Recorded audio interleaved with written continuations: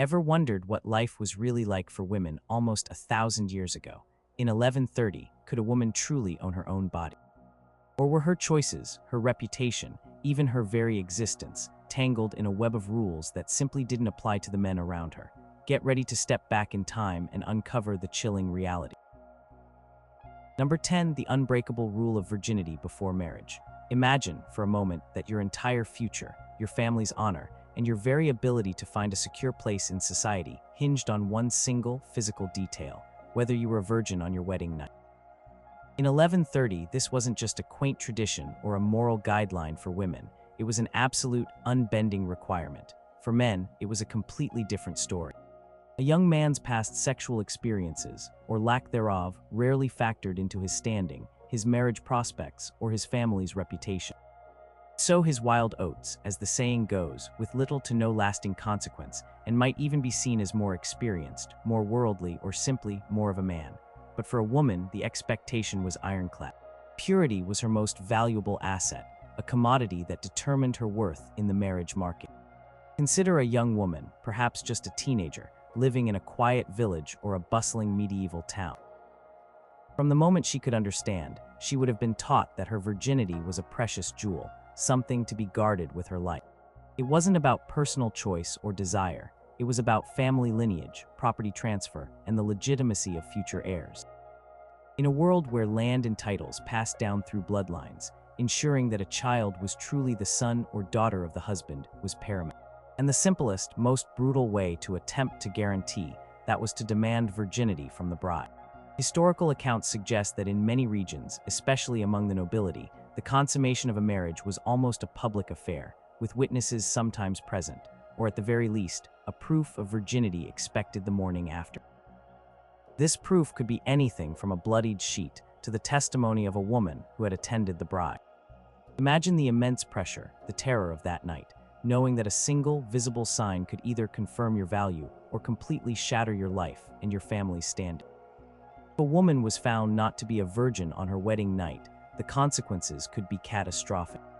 The marriage might be annulled, leaving her shamed, disgraced, and utterly unmarriageable. Family would face immense humiliation, their honor tarnished, their carefully constructed alliances perhaps crumbling. She might be sent back to her family, a defiled daughter, a burden and a source of constant shame. In some harsher scenarios, depending on local customs and the specific accusations, she could face public shaming, physical punishment, or even be banished. Her future, once laid out with the promise of a husband and a home, would evaporate into thin air. She would become a pariah, a living testament to a failure that was seen as solely hers, even if the circumstances were beyond her control. Meanwhile, a young man, though perhaps encouraged to eventually marry for heirs, faced no such scrutiny regarding his premarital life. He could have engaged in numerous encounters with prostitutes or with women of a lower social standing, and it would not diminish his worth as a husband or a father in the eyes of society. In fact, for a powerful lord, a knight, or even a prosperous merchant, such experiences might even be seen as a natural part of growing up, a sign of virility. His purity was not a factor in his ability to inherit, to command, or to like. Double standard was stark, carved deeply into the very foundations of medieval society, where male sexuality was largely unregulated by the same moral constraints that imprisoned women. The entire social structure reinforced this. Mothers would warn their daughters from a young age about the dangers of losing their virginity. Church sermons would preach about the sanctity of purity, though often directing these warnings primarily at women. The village gossips, ever watchful, would scrutinize young women's behavior, their interactions with men, their very demeanor. Any hint of impropriety, any perceived closeness with a man before marriage, could ignite rumors that would follow a woman like a dark shadow, making it incredibly difficult to secure a respectable match. It was a constant, pervasive vigilance, an invisible fence around every young woman, dictating her movements, her conversations, her very thoughts, all in the name of preserving that one, all-important physical state. And should that state be compromised, the blame, the shame, and the ruin were almost always hers alone, while the man involved often walked away with barely a ripple in his life. The weight of an entire lineage, a family's reputation, and a woman's entire future rested on the delicate, vulnerable concept of her untouched body, a burden men never had to bear. Number 9, the double standard of marital fidelity. Once a woman was married in 1130, the expectation of fidelity wasn't merely a suggestion. It was an absolute, non-negotiable demand, enforced with a severity that could lead to ruin or even death. For a man, however, marital fidelity was often treated with a laxity that seems astonishing by modern standards, a stark contrast that reveals the deeply ingrained power imbalances of the era. A wife's faithfulness was not just about trust within a relationship. It was a cornerstone of medieval social order, directly impacting the legitimacy of heirs, the transfer of property, and the very structure of the family and political alliances. Her womb was, in essence, a vessel for her husband's lineage, and any perceived deviation threatened the entire system. Imagine a married woman, perhaps a noblewoman, whose husband is away on campaign or managing distant estates. Her life would be constantly under scrutiny. Her interactions, her movements, her very presence were observed by servants, family members, and the wider community. Rumors, even unfounded ones, could carry immense weight. If she were even suspected of adultery, the repercussions could be devastating. Her husband, often a man of power, could accuse her, repudiate her, and send her away, stripping her of her status, her home, and her children. Her dowry, which often represented a significant portion of her family's wealth, might be forfeited, causing economic ruin for her natal family. She could be disinherited, left with nothing. In some cases, legal codes, though less standardized than today, would allow for severe punishments, ranging from public humiliation, such as being paraded through town or having her hair shaved, to more brutal penalties like imprisonment, banishment, or even death, particularly if the husband was powerful enough to enforce such a sentence within his domain. Chroniclers from the era occasionally documented cases where wives suspected of infidelity were subjected to harsh justice, often at the whim of their husbands or local lords. The shame would not just cling to her, but would stain her children, potentially affecting their legitimacy and their inheritance rights, casting a long shadow over their future. Now, consider the husband. His behavior regarding fidelity was viewed through an entirely different lens. While the church technically preached against all extramarital sex, societal norms for men were significantly more lenient. A powerful lord might openly keep mistresses, concubines, or visit brothels without any significant damage to his reputation or standing. In fact, having multiple offspring, even illegitimate ones, might occasionally be seen as a sign of virility and strength, rather than moral failing. His bastard children, while not usually legitimate heirs to his main titles or lands, might still be acknowledged, supported, and even given minor positions or estates. His wife had no legal recourse to demand fidelity from him, nor could she divorce him on such grounds. Her duty was to endure, to maintain the household, and to produce legitimate heirs. To complain too loudly about his infidelities might even be seen as a sign of disrespect or disobedience, potentially leading to her own punishment or further degradation. This double standard was rooted in the patriarchal nature of medieval society, where men held almost all legal, economic, and social power. A man's extramarital affairs did not threaten the legitimacy of his lineage, because any child born to his wife was legally presumed to be his. But a wife's infidelity threatened the very core of this system, potentially introducing foreign blood into the family line and diverting inherited wealth to someone who was not truly the husband's offspring. So while a husband's indiscretions were often tolerated or even ignored, a wife's perceived betrayal was a profound violation of property rights, social order, and the very foundation of patriarchal control. Everyday lives of married women were shaped by this severe expectation. They were often cloistered, their social interactions restricted, their movements monitored. Their every action had to be above reproach to avoid even the hint of suspicion. Their virtue was not just a personal quality, but a public display, a constant performance of loyalty and purity for the sake of their family's honor and their own survival. They lived under the constant shadow of potential accusation, where rumor could be as damaging as truth, and where their husbands held almost absolute power over their fate. Pressure was immense, a heavy chain that bound wives to a rigorous code of conduct that their husbands were, by societal consensus, largely exempt from. This imbalance was a fundamental part of the medieval marital landscape, ensuring that power remained firmly in male hands, and that a woman's body and her sexuality were perpetually under the control of her husband and the wider community. Number 8, the weight of public decorum and modesty. In 1130, for women, the rules surrounding public decorum and modesty were not just about personal preference or good manners. They were deeply intertwined with their perceived chastity and their social standing. Every aspect of a woman's appearance, her demeanor, and her interactions in public space was scrutinized, regulated, and judged. The underlying belief was that women, by their very nature, were prone to temptation and could, through their appearance or actions, incite lust in men. Therefore, it became a woman's responsibility to suppress such temptations, to minimize her allure, and to ensure that her behavior was always beyond reproach. For men, no such burden existed. They were largely free to dress as they pleased, to engage in boisterous behavior, and to interact without the constant fear of being seen as inviting or improper. Imagine a woman, whether a peasant in a field or a lady walking through a castle courtyard. Her head would almost certainly be covered, either by a simple coif for the working woman or an elaborate veil and wimple for the noblewoman.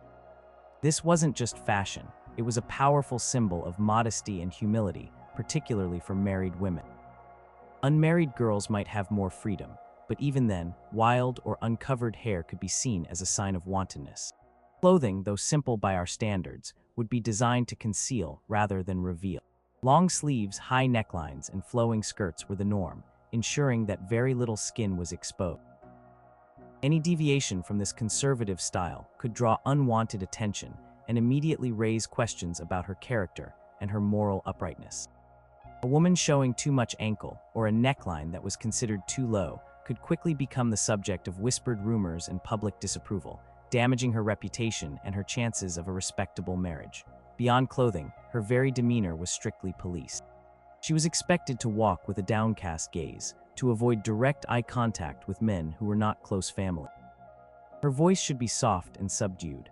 Loud laughter or boisterous conversation was seen as unladylike and indicative of a loose character. She was to carry herself with an air of humility and reserve, avoiding any action that could be interpreted as flirtatious or inviting. To walk alone, especially after dark, was unthinkable for most respectable women, as it instantly invited suspicion about her intentions and her chastity. Presence in public spaces was often limited to specific, acceptable contexts: attending church, going to the market with a chaperone, or engaging in work deemed appropriate for her station. Any behavior outside these narrow bounds was met with swift social condemnation. The reason for this intense scrutiny was tied directly to the societal anxieties about female sexuality and the preservation of male chastity. It was believed that women had a powerful, almost dangerous, seductive quality that could lead men astray. Therefore, it was the woman's responsibility to control this inherent power through rigid modesty. This narrative completely shifted the burden of responsibility for sexual behavior onto women. If a man succumbed to lust, it was often implicitly or explicitly blamed on the woman's perceived lack of modesty or her tempting behavior, rather than on his own self-control. This created a vicious cycle where women were simultaneously objectified and blamed for being objects of desire. For men, these rules simply did not apply. A man could dress as elaborately or as simply as his wealth allowed, without his clothing being scrutinized for its modesty in relation to female temptation. He could walk with an open gaze, engage in loud conversations, and frequent taverns and other public places, without fear of his reputation being tarnished by accusations of inciting women. His sexual behavior was largely considered his own affair, and his dress was about status, practicality, or personal choice, not about controlling the desires of others. The idea that a man's appearance or actions could incite a woman's lust was rarely, if ever, considered a problem for which he should be held accountable. This pervasive societal pressure meant that women lived under a constant, unspoken code, where every gesture, every piece of clothing, every glance was judged. It shaped their identity, confining them to a narrow definition of acceptable femininity. To step outside these boundaries was not just to break a rule, but to risk one's entire social standing, one's marriage prospects, and one's honor. The weight of public decorum and modesty was a heavy, constant burden forcing women to internalize a sense of perpetual self-monitoring, all to uphold an ideal of chastity that men were never expected to embody in the same rigorous public way. Number 7, the peril of pregnancy outside wedlock. In the year 1130, for a woman, a pregnancy outside of marriage was not merely a personal crisis. It was a social catastrophe of immense proportions, a source of profound shame, and a potential death knell for her future. Consequences could be devastating, leading to ostracization, destitution, and the complete destruction of her reputation. For the man involved, however, the situation was almost entirely different, often carrying little to no lasting shame, and certainly none of the same devastating social and economic penalties. This stark disparity highlights the unequal distribution of responsibility for sexual activity and its outcome. Imagine a young woman, perhaps a servant girl or a farmer's daughter, discovering she is pregnant without a husband. Her world would instantly collapse around her. The news would spread like wildfire through the tight-knit community, bringing immediate and intense shame upon her and her entire family. Parents who had perhaps hoped for a respectable marriage for her would be disgraced. Their family's honor, painstakingly built over generations, would be shattered. The young woman would likely be cast out from her home, disowned by her family, and left with nowhere to go. This was not merely social disapproval. It was a brutal form of economic and physical abandonment in an era where women had few means of independent survival. Without the protection of a husband or a family, her options for earning a living would be severely limited, often pushing her to the very margins of society, possibly into begging, or worse, into a life of further perceived immorality. A child born out of wedlock, known as a bastard, would also face immense difficulties. They would have no legal claim to inheritance, no recognized father in the eyes of the law, and would often carry the stigma of their birth throughout their lives. This created a double burden, as the child's existence served as a constant reminder of the mother's transgression, perpetuating her shame. The mother, often alone, would struggle to raise a child in a society that offered little support to single parents, especially those who were unmarried mothers.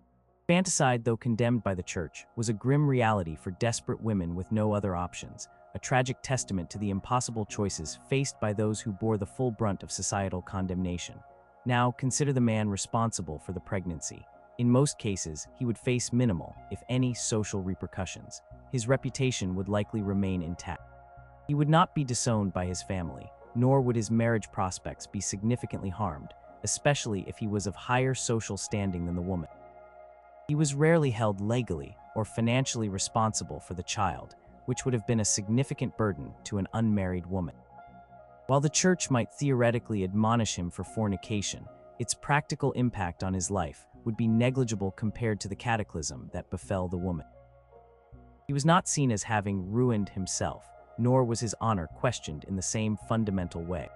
His sexuality, though perhaps technically sinful, was viewed as a less dangerous, less disruptive force within the social order than a woman. This disparity stemmed from the medieval emphasis on legitimate lineage and the transfer of property. The legitimacy of a child was solely determined by the marital status of the mother. If a child was born within a marriage, it was legally considered the husband's, regardless of biological paternity. But if a child was born outside of marriage, its mother's, impure, status was the defining characteristic, threatening the established order of inheritance and control. The man's role in the pregnancy was often overlooked or excused because his actions did not fundamentally challenge the patrilineal system in the same way. Fear of an illegitimate pregnancy shaped women's lives in profound ways, created an intense pressure to remain pure and to avoid any situation that could lead to such a catastrophic outcome. This fear dictated their interactions with men, their movements, and their very aspirations. They lived in a world where a single misstep, or even an act beyond their control, could lead to a lifetime of shame and hardship, a burden almost exclusively placed upon their shoulders. The peril of pregnancy outside wedlock was not just a moralistic threat. It was a stark, material reality that demonstrated the complete absence of shared responsibility for sexual acts and their consequences in the medieval world, reserving the full weight of punishment almost entirely for women. Number 6. The widow's chastity, a life lived in the shadow of the deceased. When a woman became a widow in 1130, her path diverged sharply from that of a widower. While both faced the loss of a spouse, the expectations placed upon the woman regarding her chastity, remarriage, and future life were far more restrictive and heavily scrutinized than those applied to a man. For a medieval widow, especially one of property or noble lineage, her chastity was not just a personal virtue, but a crucial factor in the preservation of her deceased husband's estate, the guardianship of her children, and the maintenance of her family's social standing. She was expected to remain chaste, or to remarry only under specific, often politically motivated, conditions. A widower, in contrast, largely retained his autonomy, and his remarriage was seen as a natural, even desirable, step. Imagine a noblewoman, recently widowed, perhaps still young, with significant lands and several minor children. Her husband's death would immediately place her in a vulnerable, yet powerful position. The lands she held, her dower, the portion of her husband's estate she was entitled to for her upkeep, and the guardianship of her children were all at stake. Chastity, or her carefully managed remarriage, was paramount to ensuring these entitlements remained within the family or the established feudal structure. She might be expected to remain chaste for life, a chaste widow, vidua casta, a figure often lauded by the church as an ideal of piety and devotion to her late husband. This expectation reinforced the idea that a woman's sexuality was inherently tied to her husband's lineage, and that after his death, it should not be used to introduce new bloodlines or complicate inheritance. However, remaining chaste was not always a choice. A powerful lord or the king might view a wealthy widow as a valuable prize, to be remarried to a loyal follower, or a son to consolidate power or lands. In such cases, her personal desires or her grief were secondary to political necessity. She might be forced into a new marriage against her will, her body and her assets once again serving the interests of men. If she resisted, she could lose her dower, her lands, and even custody of her children. If she chose to remain single, she faced immense pressure to live an exemplary life of devotion and modesty, lest any hint of impropriety jeopardize her precarious independence. Historical accounts from the era often reveal struggles over wealthy widows, highlighting how their bodies and their property became battlegrounds for male political ambition. Now, consider a widower. Upon the death of his wife, he faced no such intense scrutiny of his chastity. His masculinity and his right to control his own sexuality were largely unquestioned. He was free to remarry as soon as he deemed appropriate, often within a matter of months, especially if he needed a new wife to manage his household, produce more heirs, or form new alliances. His remarriage was seen as practical, necessary, and perfectly acceptable, without the same moral or social baggage that followed a widow. He might even choose a younger wife, a decision that would rarely draw the same level of condemnation that a widow marrying a younger man might face. His focus was on the continuity of his lineage and his household, and his new wife was simply another means to that end, without the same implications for his purity or reputation. The very concept of a widow's chastity was tied to the idea of maintaining the integrity of male property and lineage. A widow who remained chaste ensured that her deceased husband's wealth and children were not compromised by new relationships or new bloodlines. A widow who remarried outside of prescribed channels or without proper authorization was seen as undermining the very system of feudal and patriarchal control. Her sexuality was, even in widowhood, not her own, but a resource to be managed by the surviving male authorities, her husband's family, her own family, or the lord. This fundamental difference in expectations meant that a widow's life was often one of constrained choices. She might achieve a degree of independence through her dower and the management of her household, but this independence was always conditional, contingent on her adherence to rigid social norms regarding her sexual behavior and her potential for remarriage. Her life was lived in the shadow of her deceased husband, her role largely defined by her relationship to him, even after his death. The widower, by contrast, emerged from bereavement largely unfettered, free to pursue his own desires and interests without the same burdensome expectations of purity and obedience that continued to bind the women of 1130. Number 5. The Sacred Vow, Nuns and the Ultimate Chastity. For women in 1130, joining a convent and taking vows as a nun represented the ultimate commitment to chastity, a lifelong dedication to a spiritual path that placed absolute purity at its core. While monks also took vows of celibacy, the implications and the societal perception of a nun's chastity were often framed with an even greater, almost ethereal emphasis on her spiritual purity, and the penalties for any perceived breach of these vows were profoundly severe, both socially and religiously. For many women, entering a convent was not always a free choice. It was sometimes a strategic decision made by families, a form of societal constraint, or an escape from the harsh realities of secular life. Imagine a young woman, perhaps a second or third daughter of a noble family, whose marriage prospects were limited, or a peasant girl whose family could not afford a dowry. For them, the convent offered a different kind of security and purpose. Once she took her vows, she became a bride of Christ, a symbolic union that transcended earthly marriage. Chastity was not merely a personal virtue, but a sacred oath, a cornerstone of her religious identity. Any deviation from this vow was seen not just as a sin, but as a profound betrayal of God and a corruption of her spiritual status. Communal life within the convent, with its strict routines, shared dormitories, and constant supervision, was designed to reinforce this vow of celibacy and protect the sisters from worldly temptation. The Church, a dominant force in 1130, preached the absolute sanctity of a nun's vow. For a nun to break her vow of chastity was considered a grave sin, a sacrilege that defiled not only herself, but also the sacred institution she belonged to. The consequences were dire.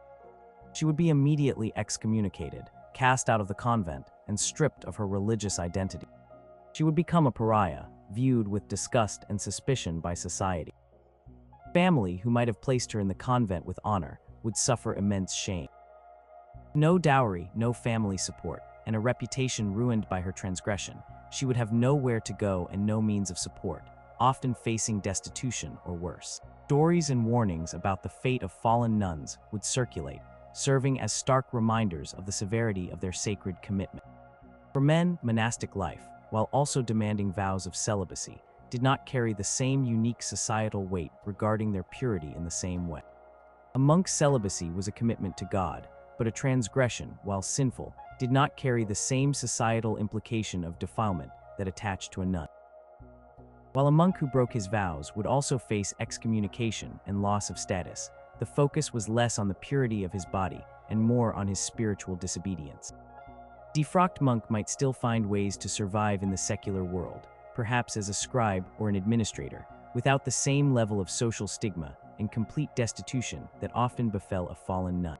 Underlying societal narrative that female sexuality was more dangerous, more inherently tempting, meant that a nun's breach of chastity was viewed as a more profound and catastrophic moral failure, impacting her very essence.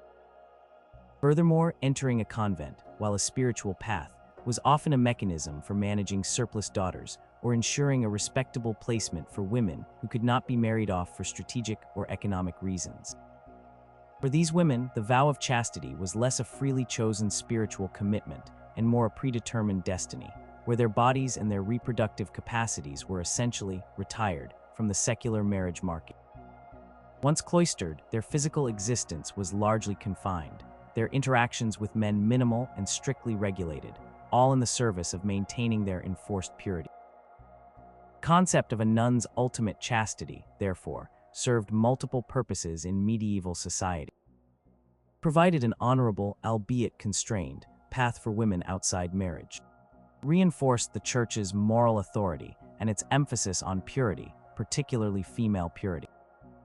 Crucially, it served as a powerful example of the extreme demands placed on women's sexuality, a stark contrast to the comparatively freer existence of men, even those who were also committed to a religious life.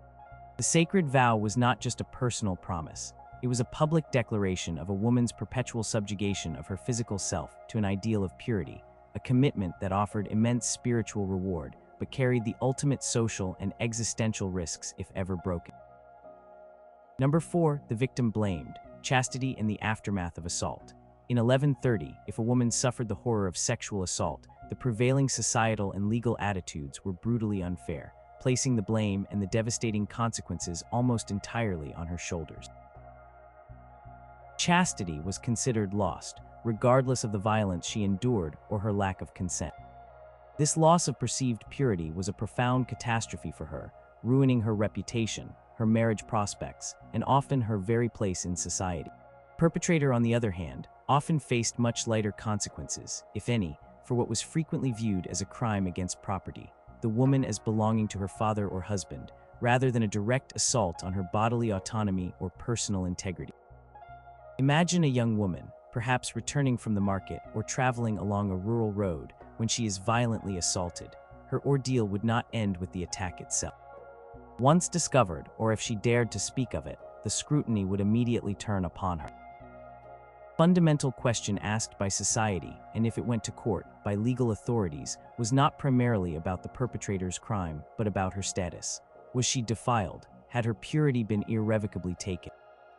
Her value, her ability to marry, her very honor, was now seen as shattered. The burden of proof would often fall on her to demonstrate her lack of consent, which was incredibly difficult to do in an age without advanced forensics and with deeply ingrained patriarchal assumptions. Whispers would circulate about her conduct, about whether she had provoked the attack, or about the possibility that she had consented and was now simply trying to cover up a consensual encounter. The consequences for the woman were dire. Her reputation would be ruined, making it nearly impossible for her to secure a respectable marriage. A man would be unlikely to take a damaged woman as his wife, especially if virginity was expected. Family would face immense shame and might even disown her, seeing her as a burden and a stain on their honor. She could be ostracized by her community, left with no support system and no means of survival. Her future, once potentially filled with the promise of a husband and children, would be irrevocably altered, leaving her isolated and vulnerable. Historical accounts, though sparse and often written from a male perspective, hint at the profound social death experienced by women who endured such trauma.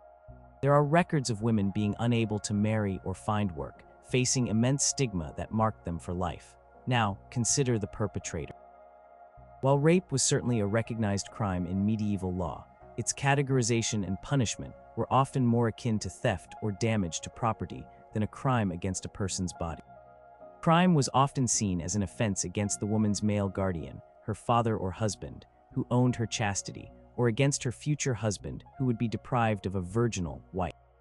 Therefore, the penalties might involve fines paid to the woman's father or husband, or a period of imprisonment, but rarely did they match the severity of the life-shattering consequences for the victim. For a powerful man, especially a lord or knight, it was often possible to escape severe punishment, perhaps by paying a fee or through political influence. His reputation, while possibly tarnished, rarely suffered the complete social annihilation that the woman experienced. He was not seen as defiled or damaged in the same way, and his ability to marry or participate in society was largely unaffected. The Church, while condemning rape as a sin, often struggled to truly advocate for the victim beyond spiritual condemnation. Focus was still largely on the fallen status of the woman's purity rather than the inherent criminality of the act itself. This mindset meant that society tacitly placed the burden of protecting her chastity on the woman herself. If she was attacked, it was often seen as her failure to protect it, or even as a consequence of her own perceived imprudence. This profoundly unjust reality meant that women lived in a constant state of vulnerability, knowing that their most sacred attribute, their chastity, could be violently taken, and they would be the ones to pay the ultimate price. The aftermath of assault was not a journey towards justice or healing, but a descent into shame, ostracization, and often destitution. It was a cruel illustration of how a woman's body was not her own, and how her experiences were filtered through a patriarchal lens that valued her purity as property far above her personal dignity or safety. The victim was blamed, while the perpetrator often walked free, a stark and chilling testament to the severe imbalance of justice in 1130. Number 3, the property of purity, inheritance, dowry, and a woman's body. In 1130, a woman's virginity and after marriage, her absolute fidelity, were not just moral virtues. They were inextricably linked to her economic value, her dowry, and her fundamental ability to ensure legitimate heirs. Her body was, in essence, a valuable piece of property, managed first by her father and then by her husband, a vessel through which wealth, status, and power were transferred and secured. This concept meant that a woman's purity was a crucial asset in the intricate game of medieval alliances and inheritance, a game in which men held all the cards. Imagine a powerful feudal lord negotiating a marriage for his daughter. Her dowry, which could include land, money, or goods, was a significant part of the deal.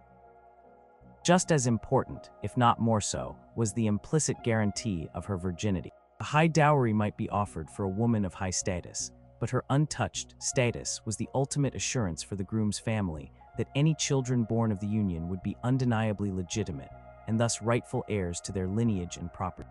Purity was the bedrock upon which the entire family's future inheritance rested.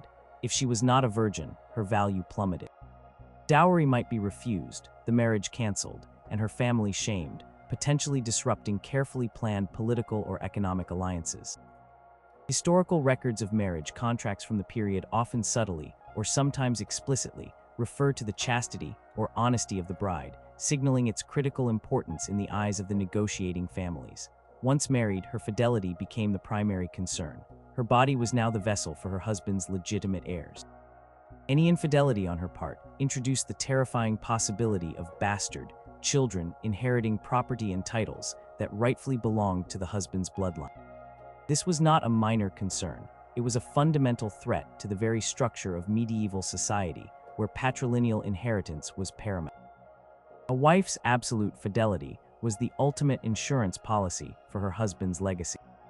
This explains the extreme punishments for female adultery, far more severe than those for male infidelity. A man's extramarital affairs did not threaten his lineage, as his legitimate children were those born to his wife. But a woman's infidelity could undermine the entire system, leading to potentially endless disputes over rightful heirs and property ownership. For women of all social classes, this concept permeated their lives.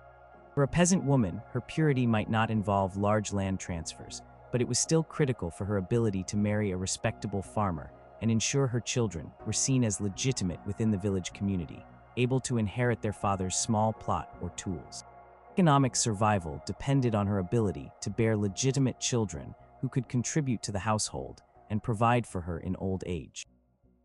A woman who bore illegitimate children faced severe economic hardship and social ostracization, unable to secure a stable family unit.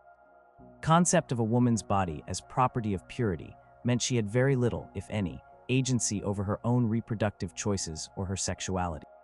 Her desires were secondary to her family's needs for alliance and inheritance, and later, to her husband's need for legitimate heirs. She was cultivated, protected, and then delivered as a valuable asset. Physical being was not primarily for her own pleasure or fulfillment, but for the perpetuation of male lines and the securing of wealth within patriarchal structures. The very idea of contraception or abortion, even if known about through ancient texts, was largely condemned by the church and unthinkable for most women, as it defied the primary purpose of their bodies in the eyes of society: procreation within legitimate marriage. This deep entanglement of a woman's chastity with property and inheritance created a society where women were simultaneously revered for their purity and controlled because of it. Their bodies were seen as the gatekeepers of lineage, and therefore their virtue was meticulously guarded, policed, and punished if found wanting. This was a burden men never faced. A man's purity was not a commodity, his body was not a vessel for others' inheritance, and his sexual freedom, though perhaps constrained by religious morality, had far fewer devastating economic or social consequences for him or his family. Property of purity was a chain that bound women, making their very bodies a reflection of the wealth and power of the men who controlled them. Number 2, the spectacle of shame, public punishment for perceived unchastity. In the brutal realities of 1130, if a woman was accused or even suspected of unchastity, whether through premarital sex, adultery, or bearing a child out of wedlock, she often faced a horrifying ordeal: public shaming. This wasn't just about whispered gossip.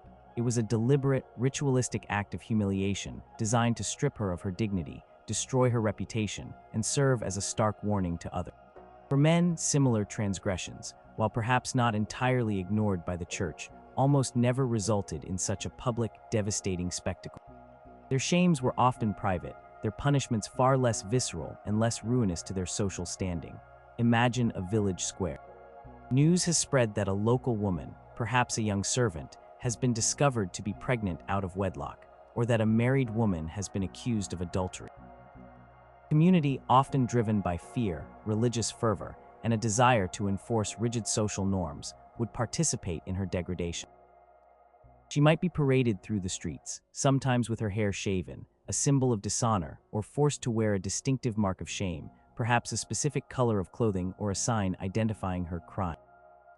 She might be put in the stocks or the pillory, exposed to the elements and the taunts, insults, and even physical abuse of the crowd. People would throw refuse at her, spit on her, and verbally abuse her, all in the name of upholding moral order. The very public nature of this punishment ensured that her shame was witnessed by everyone, cementing her status as an outcast and a moral failure.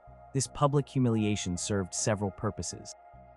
For the woman, it was a profound psychological and social torment, stripping her of her identity and any possibility of rehabilitation within the community. Her reputation would be irrevocably shattered. She would be seen as a fallen woman, a pariah.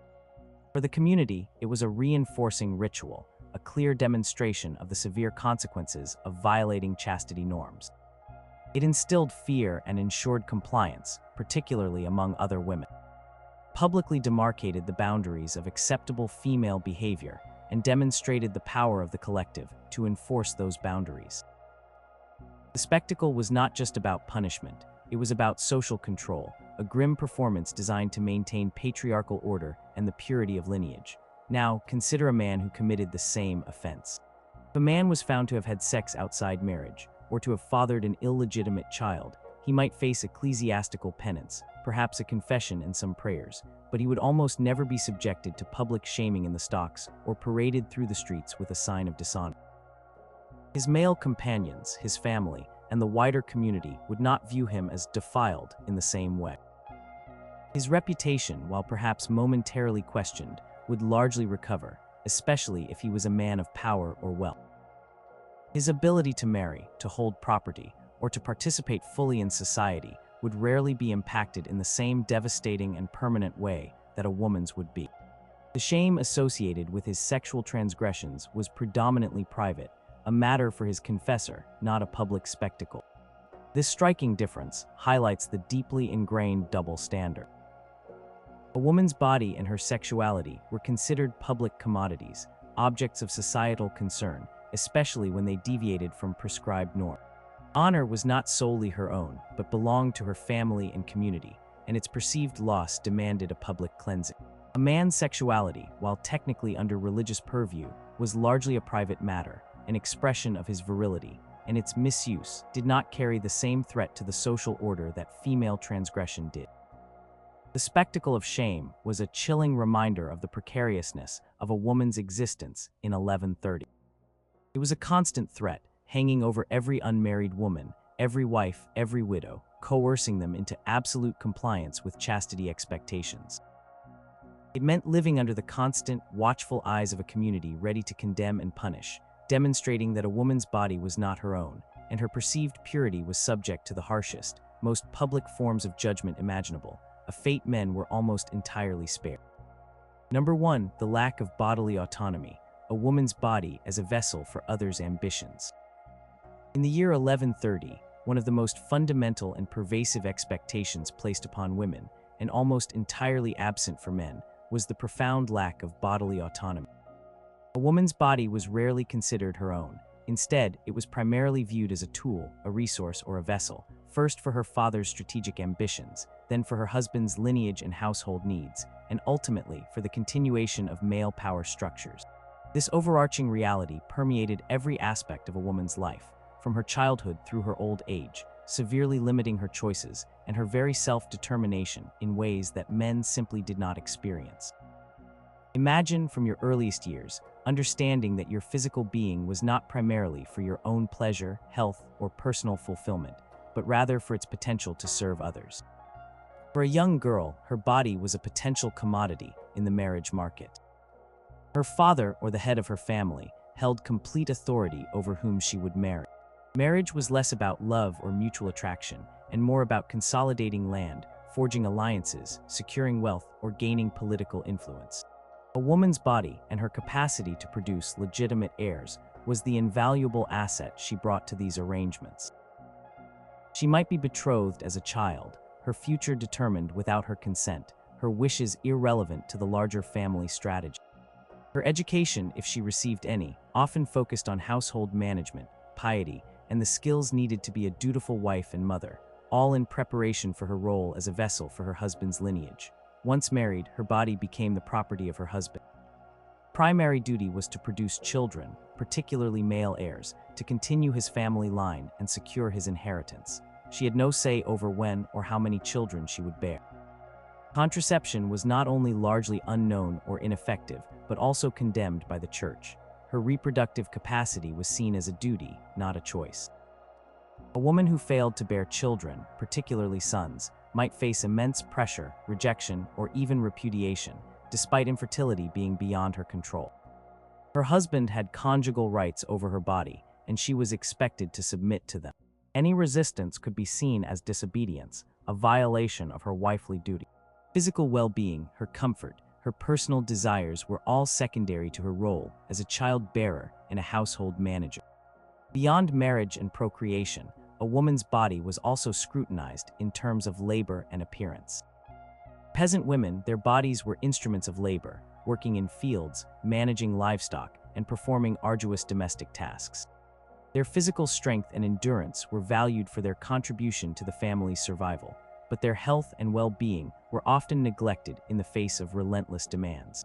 For noble women, their bodies were subject to strict codes of modesty and decorum, not for their own comfort or expression, but to maintain a public image of purity and status that reflected well on their male guardians. Their clothing, their movements, even their gestures were controlled to ensure they did not incite lust or bring shame upon their families. Consider the ultimate extension of this lack of autonomy, the vulnerability to sexual assault, as discussed earlier. A woman's body, perceived as a vessel of purity and property, was seen as damaged if assaulted, with the shame falling upon her, rather than the perpetrator. This demonstrated that her bodily integrity was not hers to protect, but rather a value that could be destroyed by external forces, and for which she would pay the price. For men, the situation was fundamentally different. A man's body was considered his own. He largely controlled his own sexual life, his marriage choices within his social class, and his reproductive decisions. His physical strength and capabilities were celebrated for military prowess, labor, or leadership, not as a means to fulfill a familial obligation in the same way. He was not married off for the sake of his purity or his ability to bear legitimate heirs. He sought a wife for her ability to do so, for her dowry, and for her management of his household. His body was his to command, to assert his will, to fight, to work, to rule. He was the owner, not the owned. This pervasive lack of bodily autonomy was the bedrock upon which all other chastity expectations for women in 1130 were built.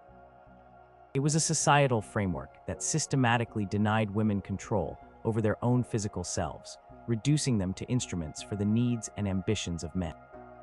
It meant that a woman's existence was defined not by her individual desires or agency, but by her capacity to serve as a vessel for lineage, property, and patriarchal power, a reality that profoundly shaped her life in ways men never had to endure.